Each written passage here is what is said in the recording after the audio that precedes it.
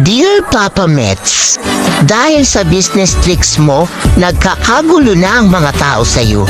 Yung iba assuming na naglalakad lang, vlogger na. Magprito lang ng itlog, content creator na. Ang daming naging dancer kahit puro kaliwa ang paa.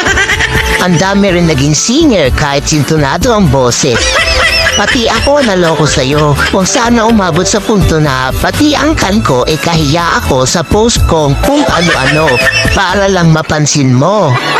Yours truly, creator mo.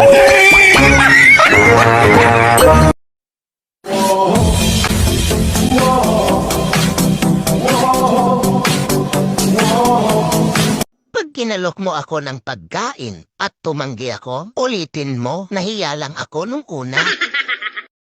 Dalawang pwedeng sanhi ng pagtaba.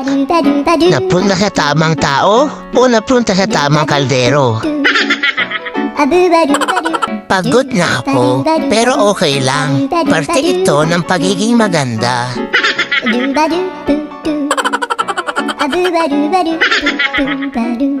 Alam kaya ni Batman na siya pa rin bahala sa 2025 ko?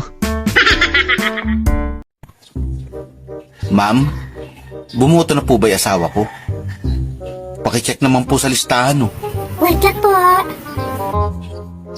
Mga 1 oras na po nakalipas, tatay. Sayang naman. Sana inagahan ko na lang. Bakit po? Hindi na po ba kayo magkasama sa bahay ng asawa niyo? 10 taon na pong patay ang asawa ko. Nabalitaan ko, tuwing eleksyon, bumuboto daw siya dito. Dear follower and friends, bisitahin niyo naman bahay ko. At iwanan niyo naman ang bakas.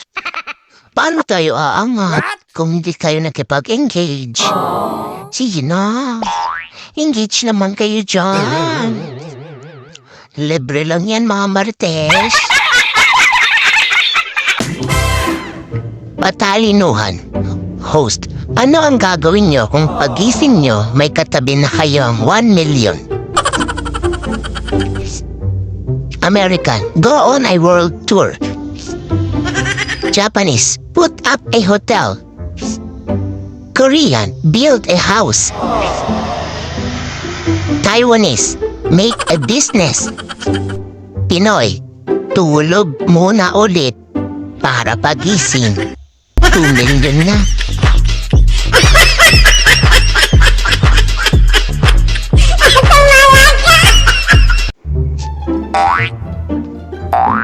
First love never dies. Anak, Nay, totoo ba talaga first love never dies?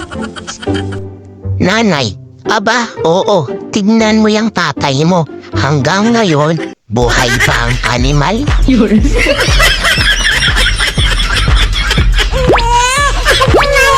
When I found myself in times of trouble, Mother Mary comes to me.